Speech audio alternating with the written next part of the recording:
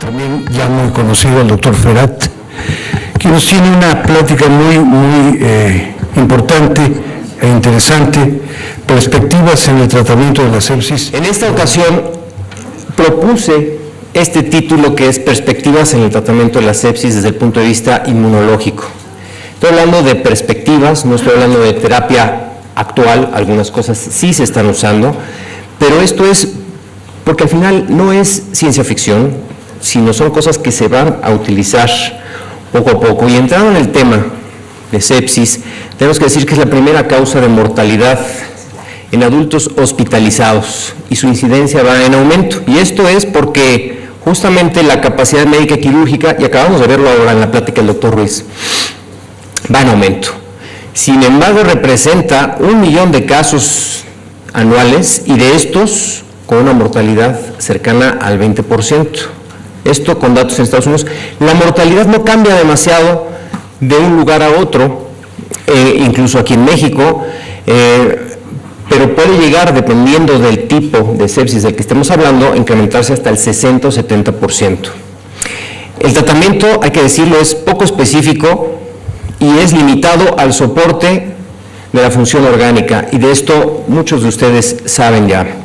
No hay un tratamiento aprobado específico, esto es lamentable todavía, y los pacientes pueden desarrollar una enfermedad crítica persistente. Esto es un concepto relativamente nuevo y tiene una mortalidad que va del 20 al 40%. Voy más allá. La calidad de vida de los que sobreviven a esto es deficiente porque hay defectos cognitivos, neuropatías, miopatías, inmunosupresiones que alteran la calidad de vida, y por supuesto esto, junto con el internamiento y lo que sigue después, aumentan el costo diario por paciente. Muchísimo, tanto que se consume los presupuestos de aseguradoras o de los pacientes que están asegurados con grandes sumas.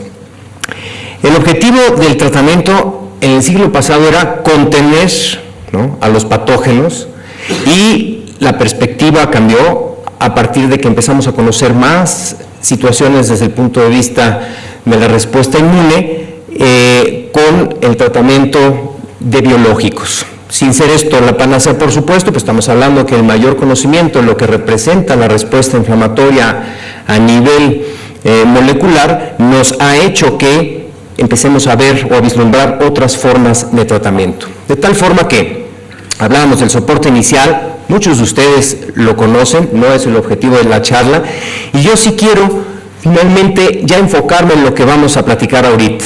Tenemos el agente agresor, que finalmente es en general el patógeno, ya veremos que no necesariamente, y vamos a hablar un poco y tratar de ser más específicos en lo que hablamos del aspecto inmunológico.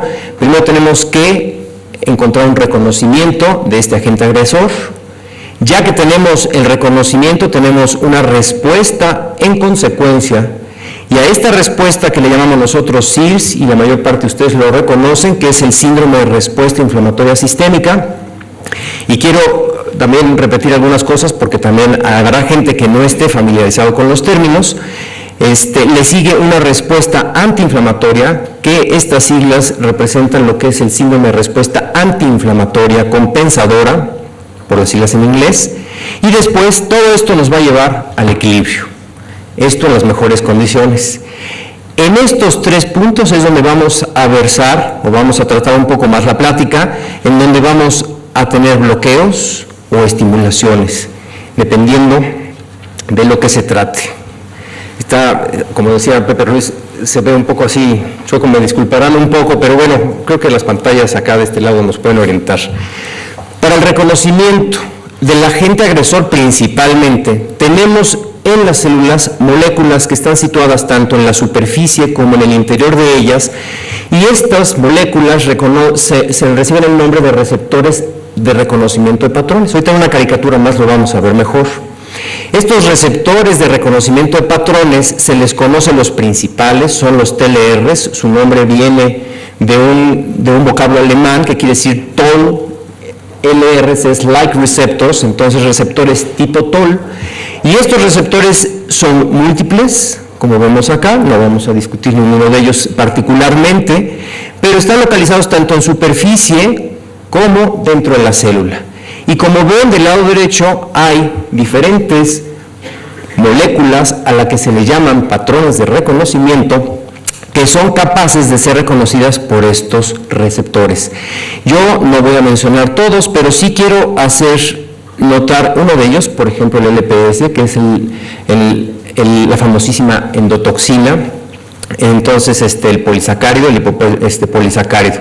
Hay otros que son conocidos, pero bueno, finalmente el LPS o endotoxina es reconocida por un TLR, que es el TLR4 principalmente. Y en esta caricatura trato de ejemplificar lo que es el espacio extracelular, el espacio intracelular, en donde encontramos a través de la membrana la expresión de estos receptores de reconocimiento de patrones que van a poder o ser capaces de reconocer diferentes PAMs. Entonces, los patrones moleculares asociados a microorganismos como estos, ¿sí?, y a patógenos, y ahorita explico un poco más, se les conoce con estas siglas MAMPs y PAMPs, y constituyen los patrones moleculares asociados a daño. ¿Esto qué quiere decir? Nuestro organismo reconoce moléculas que son capaces de hacer daño, que son portadas por patógenos, pero en ocasiones también hay moléculas o patógenos que no son tan patógenos, digámoslo así. Las bacterias que viven en la boca, por ejemplo, cada vez que nos lavamos los dientes, bueno, pues hacemos microabrasiones y sin embargo no nos morimos de choque séptico, ¿verdad? Ni nos da sepsis. Estos son partículas que reconoce el cuerpo y se monta una respuesta, pero siempre es contenida. ¿Cuándo son patógenos? Cuando la respuesta ya no es tan contenida. Y todos estos receptores se llaman receptores de reconocimiento de patrones o PRRs. Hay dentro de la célula que generalmente son para el reconocimiento de partículas virales y afuera de la célula que son para el reconocimiento de partículas bacterianas. Y yo voy a hablar un poco más adelante de estas dos. Son moléculas endógenas como HMGB1 y HCP70. HMGB1 es una proteína intranuclear, que ya comentaré, que es capaz de montar una respuesta proinflamatoria similar a la que lo hacen los patógenos bacterianos, y HCP70 es una molécula que es capaz de regular la respuesta inflamatoria a la baja o negativamente. Otro tipo de PRRs o receptores de reconocimiento de patrones son estos que tengo yo aquí, que son los NOD1, NOD2 y los RIG, especialmente los más conocidos. ¿Por qué son muy importantes estos? Porque son aquellos que se encargan de desencadenar la respuesta inflamatoria intracelular a expensas del inflamosoma, de lo que vamos a ver más adelante. Y como ven, son capaces de reconocer estas partículas, ya sea virales o incluso virales y bacterianas, dentro de la célula. Y en esta caricatura que tengo yo aquí, quiero ejemplificar una vez que tenemos el reconocimiento de estos patrones moleculares asociados a patógenos o a microorganismos, inmediatamente se van a activar una serie de cascadas intracelulares que son proteínas y sinasas o proteínas sinasas que nos van a llevar hasta la activación de factores de transcripción nuclear, como uno que es más o menos conocido para mucha gente, que es el factor NF-κB, el factor de transcripción NF-κB. Cuando este factor NF-κB se trasloca al núcleo, es capaz de inducir la transcripción genética de mediadores inflamatorios.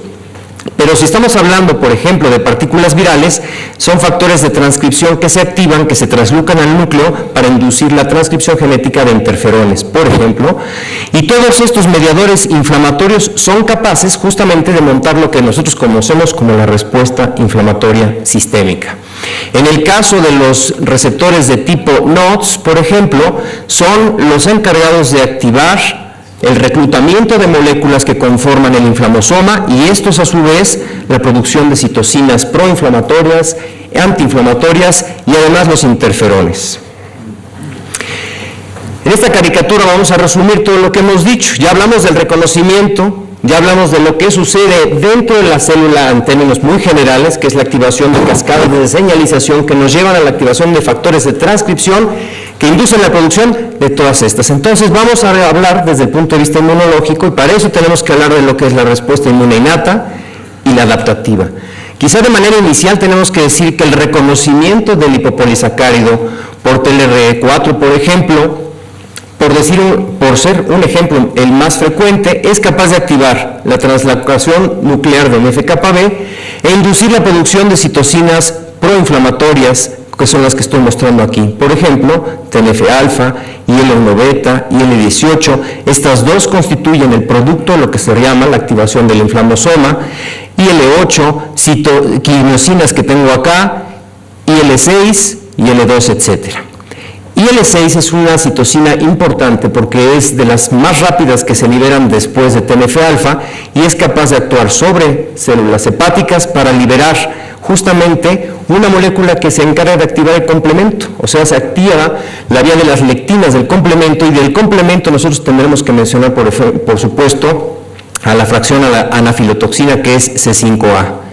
Por otro lado, tenemos que decir que IL-12 es capaz de actuar sobre receptores de células NK y NKT para inducir la producción de interferón gamma, y este interferón gamma lo que hace es activar la producción de radicales libres de oxígeno en células presentadoras de antígeno, especialmente en monocitos y en neutrófilos, para poder aniquilar a las bacterias intracelulares una vez fagocitadas.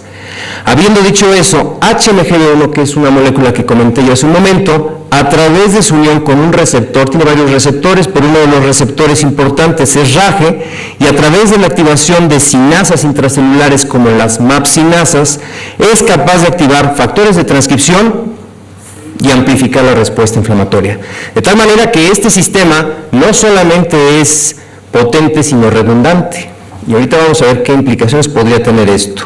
Por otro lado, cuando se hace el fenómeno de la fagocitosis a través justamente de receptores del complemento y que reconocen a diferentes partículas del complemento fijadas en patógenos, se lleva a cabo la fagocitosis y después finalmente la presentación del antígeno a través de estas células presentadoras de antígeno, que son capaces de activar células T, CD4 y células CD8, que son, al final de cuentas, la inmunidad adaptativa que se encarga de destruir a las bacterias fagocitadas, por un lado, y de producir anticuerpos. Esto es la inmunidad adaptativa.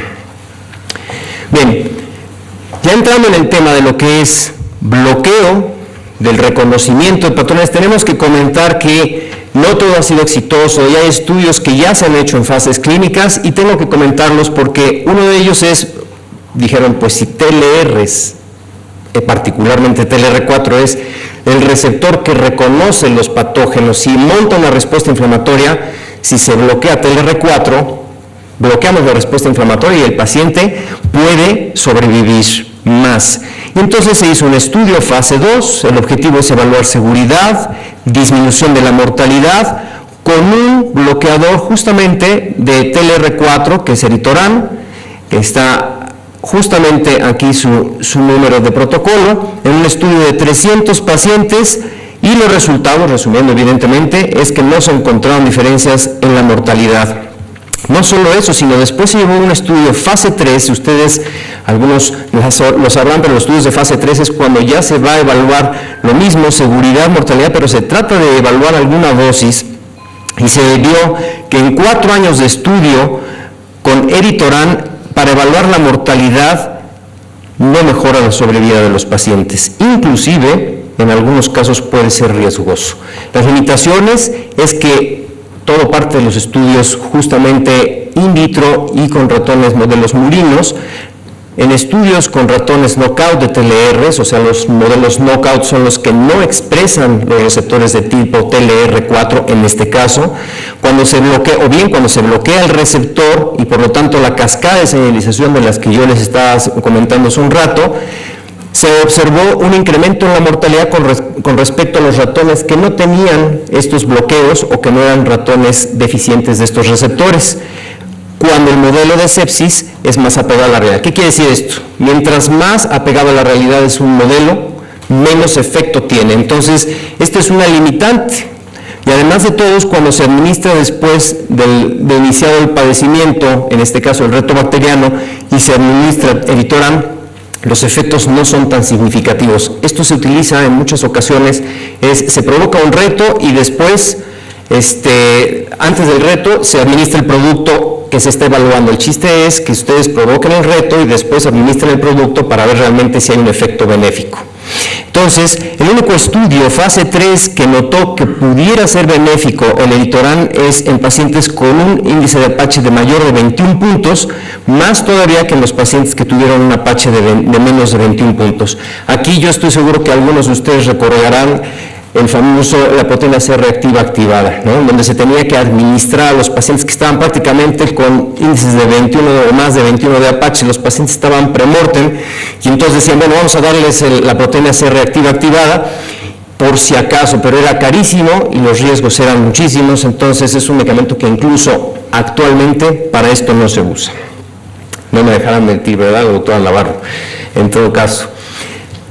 Hablábamos también de una proteína que es HMGB1, que es justamente otra proteína que podría bloquearse. Y la proteína HMGB1 es una proteína chaperona del DNA, es ligando de TLRs, de TLR2 y 4 especialmente, y de RAGE, señaliza a través de sinasas específicas y activa la respuesta o amplifica la respuesta inflamatoria a través de factores de transcripción ya comentados.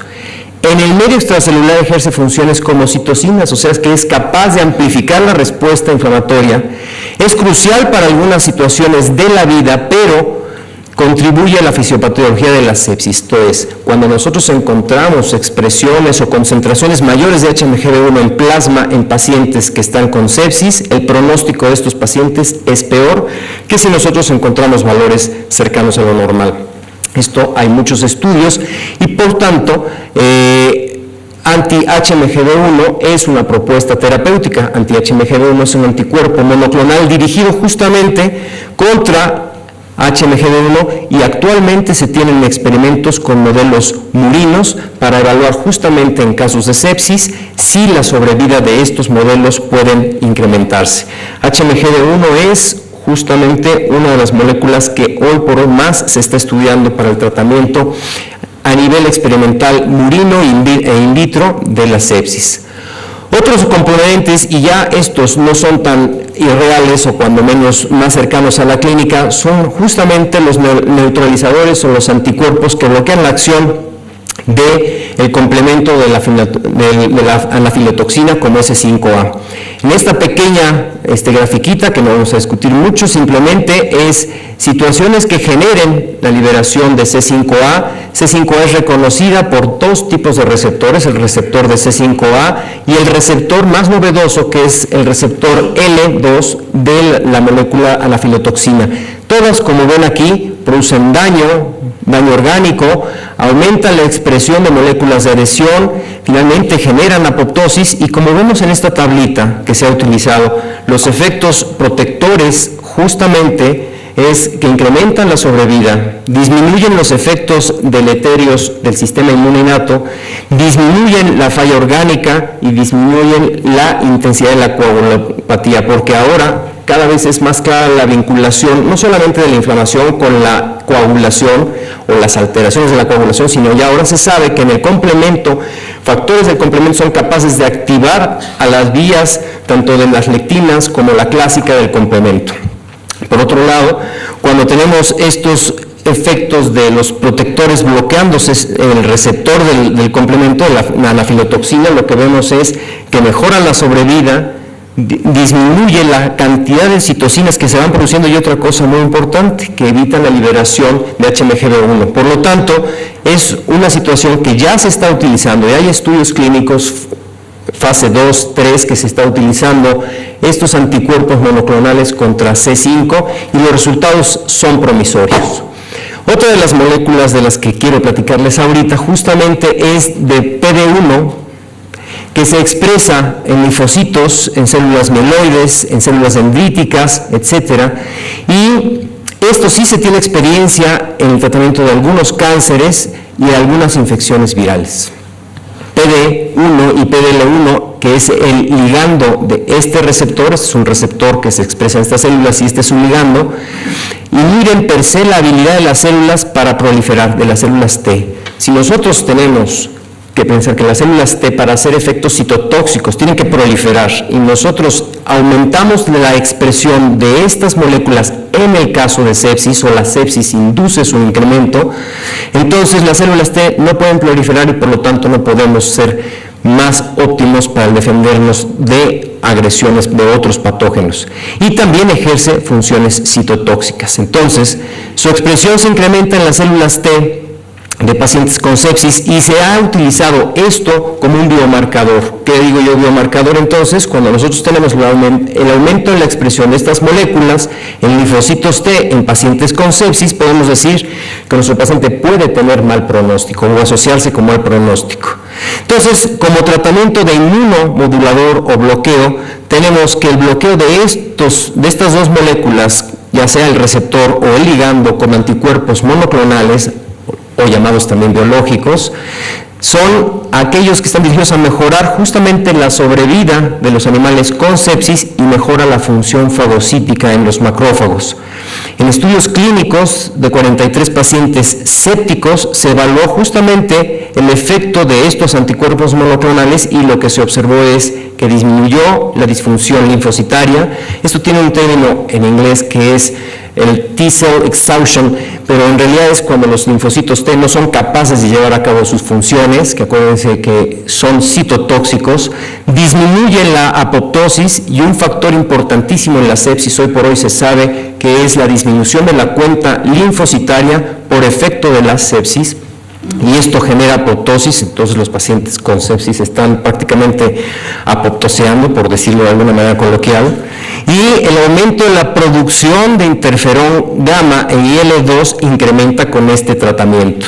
Sabemos que interferón gamma es importantísimo para estimular células NK y NKT y lograr la liquidación intracelular de las bacterias, e IL-2 justamente es importante para amplificar la respuesta de las células o la proliferación de linfocitos. Esta es una caricatura que resume todo. Sabemos entonces que la inmunosupresión inducida por sepsis, ya sea por la disfunción de las células T, aumento de interleucina 10 o bien anergia o apoptosis, puede ser regulado en diferentes puntos cuando utilizamos anticuerpos monoclonales para mejorar la migración fagocitaria, para mejorar la disfunción de los monocitos y disminuir la cantidad de interleucina 10 que se secreta, y para mejorar la fagocitosis.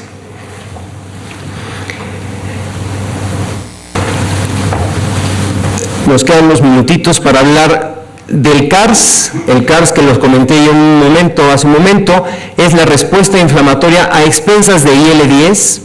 Esta se incrementa en suero en pacientes con sepsis, se asocia a mortalidad y además es producida por células T reguladoras. Lo que hace esta no solamente es IL-10, pero lo que nosotros observamos es que al aumentar las células T, aumentar la cantidad de interleucina 10, lo que sucede también es que producen apoptosis de linfocitos y disminuyen la cantidad de expresión de otras moléculas importantísimas que son las HLA-DR, o sea, las moléculas del complejo principal de histocompatibilidad de tipo 2, que son fundamentales para presentar antígenos a células justamente linfocíticas, y esto lo que hace es mejorar la defensa, disminuye interferón gamma, etc. Entonces, en sépticos que fallecen se observa alteración en la capacidad de secretar citocinas pro y antiinflamatorias en monocitos, por supuesto. Otra vez, la disfunción de los linfocitos. Este es un pequeño resumen, no me voy a detener en esto. ¿Y qué sucede? Bueno, cuando hablamos de estimulación queremos hablar justamente de cómo podemos ayudar a que el cuerpo mejore, y una de esas medidas es utilizando una proteína recombinante que es una citosina IL-7, que lo que va a hacer es aumentar el número de linfocitos, aumentar justamente las cuentas de CD4 y CD8. Esto se ha hecho en pacientes con HIV y en pacientes con cáncer. O sea, ya son estudios que se han hecho, se han probado en fases clínicas, y por lo tanto su aplicación a la vida en pacientes con sépticos es real. Y por lo tanto, en modelos murinos y en pacientes con sepsis, incrementa la administración de esta proteína recombinante. Lo que hace es incrementar una proteína que es antiapoptótica, disminuir moléculas proapoptóticas, aumentan proliferación de los linfocitos, que son muy importantes para defender y montar la respuesta adaptativa, favorecen la producción de interferón gamma y justamente incrementan el reclutamiento celular a través de moléculas de adhesión que son integrinas y por lo tanto incrementan la sobrevida. Estas son cosas que se están utilizando ya y son perspectivas útiles que eventualmente después de los estudios en fases clínicas nos servirán a nosotros. Este es un resumen de lo que acabo de decir ahorita. Finalmente, el factor de crecimiento, hay un factor justamente de colonias de granulocitos macrófagos. Muchos de ustedes lo conocen, los nombres comerciales como por ejemplo Nepogen o Filgastrin. Son moléculas que se están investigando intensamente porque pueden incrementar la expresión de moléculas de clase 2 del complejo principal de histocompatibilidad y esto retribuye en mejorar la presentación de antígenos y mejorar la defensa del paciente. Actualmente hay un ejemplo, por ejemplo, de este tipo de trabajos, el factor estimulante de colonias de granulocitos macrófagos, que se utilizó en pacientes con sepsis que tenían como requisito de inclusión disminución de las moléculas de clase 2. Esta fue la dosis con la que se trataron por 8 días. Ambos grupos tenían disminución de la expresión de estas moléculas, que además, dicho sea de paso, la baja expresión de estas moléculas se asocia con mal pronóstico en pacientes con sepsis y en pacientes con pancreatitis aguda también, eso lo hemos nosotros también ya publicado. Se observó incremento de las moléculas de clase 2 con el tratamiento justamente de factor estimulante 24 horas después de iniciar el tratamiento y lo que se observó es disminución del tiempo de ventilación mecánica, disminución de la gravedad del paciente evaluada por Apache y disminución de la estancia hospitalaria. Situaciones que son optimistas. Sin embargo, estos estudios clínicos todavía están reevaluándose, ¿no? Hay una revisión en la literatura de 12 casos, de 2 estudios en donde todavía no se llega a la conclusión definitiva de su seguridad para el uso de pacientes con sepsis. Sin embargo, en pacientes pediátricos se ha utilizado y aparentemente los resultados no son tan malos cuando se evalúan justamente la disminución de la incidencia de complicaciones infecciosas en estos pacientes. Para finalizar entonces, otra de las vías que tenemos o de los medicamentos que tenemos para el tratamiento de la sepsis es la glutamina y esto también es de todos conocidos porque las nutriciones parenterales ya están enriquecidas con glutamina y esto yo no quiero descubrir el hilo negro con la glutamina, ya se ha demostrado su beneficio en pacientes con sepsis. Lo que quiero demostrarles ahorita con esta diapositiva es por qué la glutamina es que funciona. La glutamina aumenta las concentraciones séricas de HCP70 y HCP70 es una proteína intranuclear chaperona que es esencial para el plegamiento de las proteínas y replegamiento de las proteínas. Sin embargo, cuando hay daño celular, la proteína de choque térmico es capaz de liberarse de dentro hacia el espacio extracelular y puede ejercer funciones para regular la respuesta inflamatoria. Hay un estudio muy interesante que es de Singleton en donde utilizando ratones que no pueden expresar la proteína de HCP70, que son ratones dobles negativos, así es como se conoce, y utilizando ratones silvestres, o sea, ratones que sí expresan esta proteína, se les produjo sepsis a través de la punción del ciego. Este es un modelo muy utilizado a nivel experimental en modelos murinos y se dieron tratamiento ya sea con glutamina o con placebo. Y se evaluó la activación de factores de transcripción, esto quiere decir factores que amplifican la respuesta inflamatoria. Se evaluó la respuesta de este factor de transcripción a través de citocinas pro y antiinflamatorias, se evaluó la lesión pulmonar y la sobrevida. El resultado fue muy interesante porque la sobrevida aumentó en ratones que tenían HCP70 y fueron tratados con glutamina con respecto a los ratones que eran justamente dobles positivos, o sea que sí tenían HCP70 pero que no fueron tratados con glutamina. Y la glutamina mejoró la sobrevida en los ratones, no mejoró la sobrevida de los ratones deficientes de HCP70.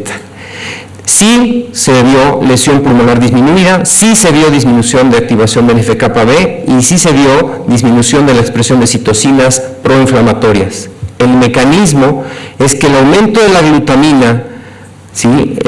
La glutamina aumenta la expresión de HCP70 a expensas de una enzima que es la acetilglucosamina, y esto aumenta la expresión de un factor de transcripción, en este caso para las proteínas de choque térmico, y esto aumenta justamente la cantidad de proteínas de choque térmico. Nosotros acabamos de publicar un artículo en donde de manera contundente verdaderamente demostramos a nivel in vitro que el aumento de las proteínas de choque térmico una vez liberadas por daño celular aumenta el factor de transcripción de choque térmico, y esto lo que va a hacer es que el factor de choque térmico se una al promotor del factor de necrosis tumoral, y esta unión va a favorecer la disminución de transcritos del factor de necrosis tumoral y disminución de la cantidad de factor de necrosis tumoral a nivel sérico.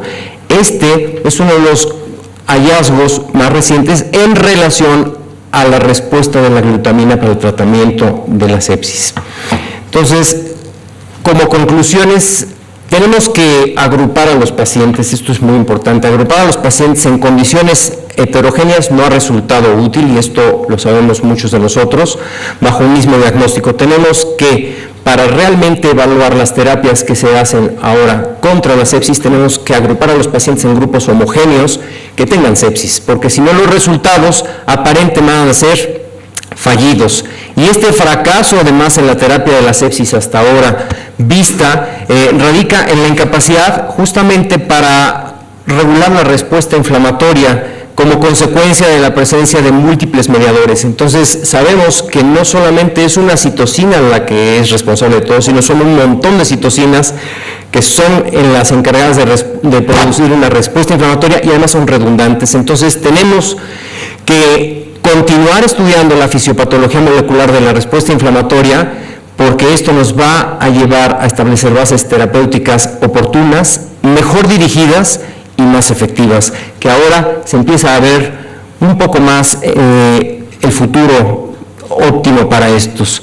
Tenemos que utilizar modelos mejores, por supuesto, o mejores modelos de estudio para esto, sea con animales, modelos murinos o humanizados, o en mismos seres humanos, siempre guardando o salvaguardando la ética para ellos. Y podemos decir que la terapia inmunomoduladora, de la que hemos estado hablando ahorita, será de mayor utilidad siempre y cuando se identifique la fase en la que está nuestro paciente. No es lo mismo estar en una fase proinflamatoria de CIRS o una fase antiinflamatoria de CARS. Pues si estamos en una fase antiinflamatoria, podemos dar productos que estimulen la respuesta inflamatoria, pero si estamos en una fase inflamatoria netamente, lo que podemos lograr si damos proestimuladores o estimuladores de la respuesta inflamatoria es llevar al fracaso, como se ha visto en muchas ocasiones previamente.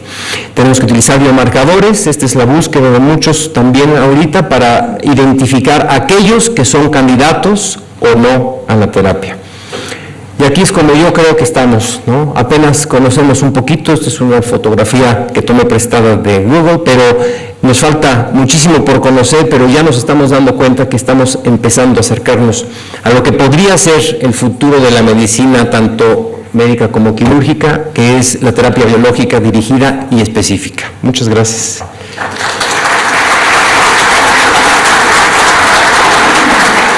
No sé si hay algún comentario.